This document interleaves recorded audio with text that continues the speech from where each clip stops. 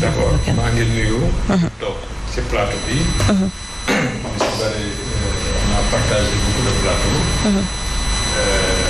te dama seetlu benn affaire mooy yaa ngi fàttali ne léegi ça fait la 3e fois. Effectivement. ñuy couper le signal de la Sen TV et peut-être également Zik FM. loolu mooy wane ne que presse bi dafa am problème. organe bi nga xam ne moom moo yor la régulation des médias dafa am problème parce que amul fenn fu ñu bind dans les lois sénégalaises. muy constitution bu Sénégal nga xam ne dafa promouvoir la liberté de la presse, la liberté de l'information. muy suñu code de la presse bi bu bees bi entre guillemets parce que adopté nañ ko depuis juin 2017. bu nga xam ne moo remplacé woon la loi 9604. amul daal si biir tous les textes yi nga xam ne ñoo régir le CNRA amul fenn fu nga xam ne jox nañu CNRA sañ-sañ di couper le signal d'une radio ou bien d'une télé. te boo xoolee malheureusement awma décision bi suma kanam boo xoolee décision CNRA bi amul benn motivation. te xam nga un acte administratif un acte juridique boo koy jël da ngay motiver ne lii ak lii ak lii ak lii moo tax nga sukkandiku def référence à des documents à des textes du moins de loi pour mun a fonder sa décision yooyu yëpp amul.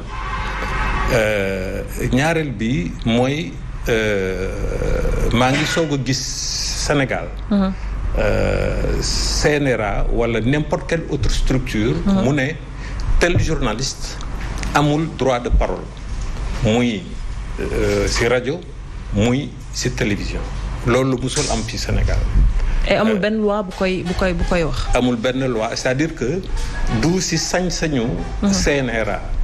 CNRA yoon mayu ko doole boobu pour mu ne tel journaliste wala tel technicien des médias amatul droit. Exercer en tant que tel. suñu code de la presse bu bees bi dafa jox doole. lu ñuy wooye organe de régulation mooy le CORED. organe d'autorégulation du moins muy le CORED. bu nga xam ne pour journaliste mun a am carte de presse c'est-à-dire mun a exercer en tant que journaliste wala technicien des médias. Oui. il faut que organe boobu joxe un quitus ne kii mun na nekk journaliste. Durant sa carrière professionnelle bi jot a am avant l'institutionnalisation de la carte de presse. Oui. Remplir na les conditions éthiques et déontologiques. Tout comme de la même manière le CORED l'organe d'autorégulation des journalistes mun na laaj ñu suspendre provisoirement wala définitivement ñu retirer la carte de presse à un journaliste ou un technicien des médias. Effectivement. Code de la presse bi dafa instituer benn commission bu nga xam ne ñu ngi koy wooye commission de délivrance de la carte de presse. kooku comme institution bu bees la structure bu bees la boo déposé moom daf lay laaj yenn document muy ay diplôme parce que code de la presse bu bees bi dafa ne pour nga mun a nekk journaliste wala technicien des médias. il faut nga am yenn diplôme yi. donc daf lay laaj diplôme yooyu laaj la aussi le quitus du CORED c'est-à-dire l'organe d'autorégulation. bu fekkee ne amul opposition pour ñu délivrer la carte de presse kooku am na droit. structure boobu am na droit également si yoon dégg nga daal di retirer la carte de presse dégg nga mais le CNRA amul fenn fu ñu bind. ne dafa war a mun a interdire à un journaliste mu nekk ci plateau wala mu nekk ci plateau rajo ou télé dégg nga. di joxe information. pour di joxe information. quel que soit nag ak lu mu munti wax. dégg nga quel que soit ak lu mu munti wax quel que soit qu'il soit un journaliste professionnel ou pas ndegem li muy def méngoo na ak journalisme ou pas. dégg nga mais am na droit wax. d'accord alors suñ ko déggee mu wax dafa mel ni lii di CNRA dafa outrepasser ses prérogatives déjà ban analyse ngay am Thierno le fait que CNRA coupé encore signalu lii di Zik FM ak Sen TV. d'abord kenn ñaanul yàlla. benn chaîne de télévision au Sénégal wala rajo ñu koy suspendre wala di arrêter mu émettre. C'est excessif. Bon, je veux pas dire que c'est excessif mais CNRA dafa am rôle am mooy réguler. fi ma d'accord ak doyen tuuti mooy un régulateur rôle am surtout CNRA mooy xool contenu bi bu fekkoon dañuy bàyyi ku nekk nga wax lu la neex wala nga def lu la neex mais kon aduna tukki. kon amatul sens ñuy jéem a créer code de la presse bu bees bi. code de la presse bi dañ ko samp pour assainir milieu bi ñoo ko wax. ñun ñoo ne dañ ko samp pour defar milieu bi na set parce que dañ tolloon ci journalisme foo xam ne moom moo ñu jiitu ci métier bi foofu ku ñëw dugg journaliste yu amul certificat ñu ngi fi ñu amul entrée en sixième ñu ngi fi ñu amul BFEM ba ngi fi ñu amul baccalauréat ñu ngi fi. comme que nag dañu d'accord ni dañu war a setal milieu bi. lu ci bokkul dañ ko ci war a génne. revue de presse genre rédactionnel la dafa bokk ci métier bi. dafa am nu ñu koy defee mbir mi bu ñu ko bëggee waxtaanee dañ koy jëlee fu mu tàmbalee. CNRA dafa gis journaliste bi ñu naan Ahmed Aïdara am nu muy liggéeyee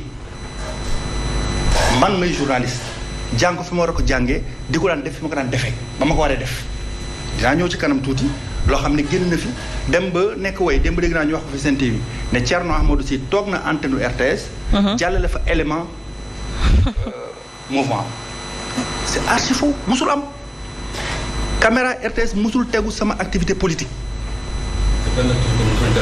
sama benn activité musul jàll RTS jamais musul am ba ma tàmbalee ne damay politique ñi ma xam nañ ma dama décider quitter l'antenne j'étais présentateur de 20 heures j'avais 2 grandes émissions à la RTS muy leeral muy déggoo j'ai tourné le dos à l'antenne dama ko bàyyi. D'accord alors mais ça c'est votre choix. Non c'est un choix ce choix là mais par rapport ak li régir tey jii un journaliste. foofu laay ñëw c'est parce que en tant que journaliste mënu ma décider damay soutenir président Macky Sall RTS li mu bàyyi may toog ci antenne def journal c'est pas possible mënul nekk dafa àndul parce que information da ngay am lu ñu naan njaxanaay. mënoo di joxe information fekk am na foo far du leer wala nga décider nekk ci organe boo xam. oui mais est-ce que c'est parce que dafa am foo far que tey jii kuy joxe information parce que fii je pense que ñi fi toog ñëpp am nañ fu ñu far naturellement. Oui. mais est-ce que tey jii c'est parce que dafa am foo far que soo taxawee di wax da nga koy wane pour le cas de Ahmed Aïdara. est-ce qu'on peut lui dire est-ce qu'on peut lui reprocher tey jii que toog na di wane carrément ni que fii ak fii la far. si on doit en faisant ses revues de presse. vraiment être lucide. être aussi honnête. devant les Sénégalais xam nañ ne Ahmed Aïdara pendant plusieurs mois wala plusieurs années il faisait ce qu'on appelle de la propagande à l'antenne man j'écoutais ses revues de presse il avait une signature particulière. Oui, mais ça n'avait rien à voir. Ça c'est sa signature on ne peut pas lui interdire d'avoir une signature. Cette signature n'avait rien à voir avec l'actualité c'est-à-dire que revue de presse dañ koy jàngale revue de presse lan la da ngay jël journaux yi la ca ne nga délivrer ko bokkut ak commentaire bokkut ak chronique bokkut ak éditorial bokkul la preuve texte yi di ñëw revue de presse dafa am nu ñu koy réguler dafa am nu muy tëddee ku ko war a def kan la. code bi buñ ko appliqué bu baax. non code bi kay waxul loolu. déglu rek sëñ bi dans le code il y a pas sëñ bi ci code bi ñu ngi lay laaj ne CNRA mi dafa war a disparaître non. oui.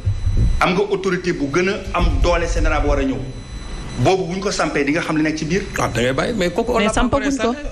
non dama lay bëgg expliquer. mais est-ce que c'est pas est-ce que du question wu Ahmed Aïdara bi c'est pas juste un prétexte est-ce que c'est pas au-delà de la personne de Ahmed Aïdara est-ce que c'est pas Sen TV par exemple qui est visé parce que deux yi mujj est-ce que c'était Ahmed Aïdara non mais est-ce que tey parce que quand on lit par exemple le code de la presse je prends juste ça à l'article 12 le journaliste et le technicien des médias doivent défendre la liberté d'information et les droits qu'elles impliquent notamment la liberté du commentaire et de la critique je veux dire est-ce que tey Ahmed est sorti de tout cela soxna si je reprends encore une fois de plus lii ñëw lan la lii ñëw c'est parce que CNRA bind na Sen TV ne leen waa ji dafa def revue de presse avertissement am na revue de presse boobu ça n'a rien à voir ak li ko journaux yi jox stade bu ko bindalee mu liir ko teg ca leneen L'Obs bindal ko mu liir ko teg ca leneen Tribune bindal ko mu liir ko teg ca leneen mooy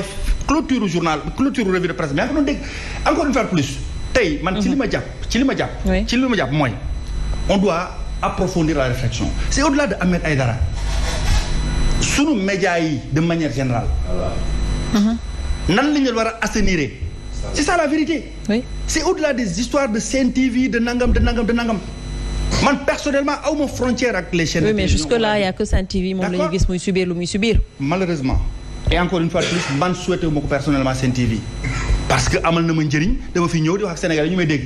samay morom di fi ñëw muy wax ak Sénégalais ñu leen dégg mais li am solo soxna si encore une fois de plus mooy. mbir yu mel nii bu amee nañu ànd ak dal. ànd ak dal xool mbir mi lan la ndax yenu na maanaa wala yenuwul maanaa bu yenuwul maanaa mu bañ a amati.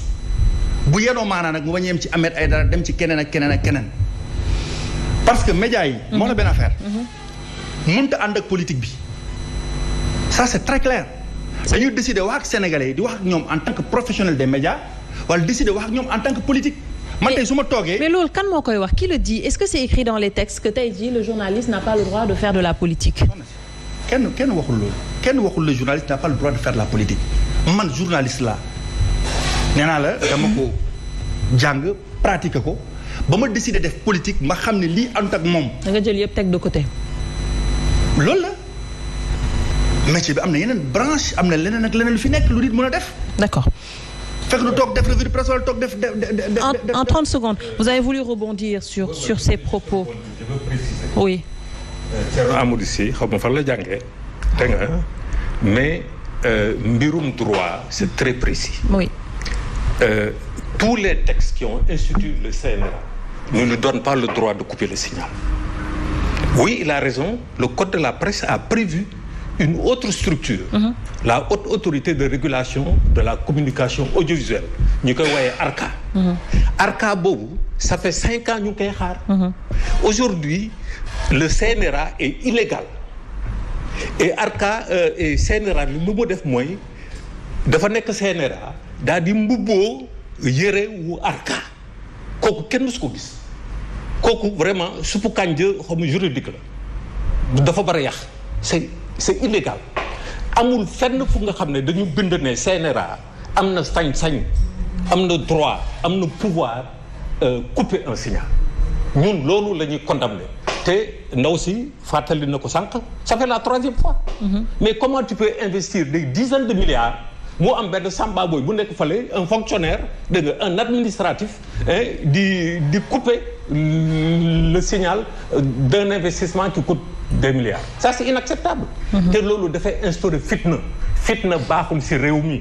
dégg nga mun nañu man j'enseigne le journalisme je suis un docteur en journalisme. Moi je suis aux antipodes de la revue de presse telle qu'on le fait aujourd'hui au Sénégal mais loolu moo neex nit ñi l'information est devenue événementielle.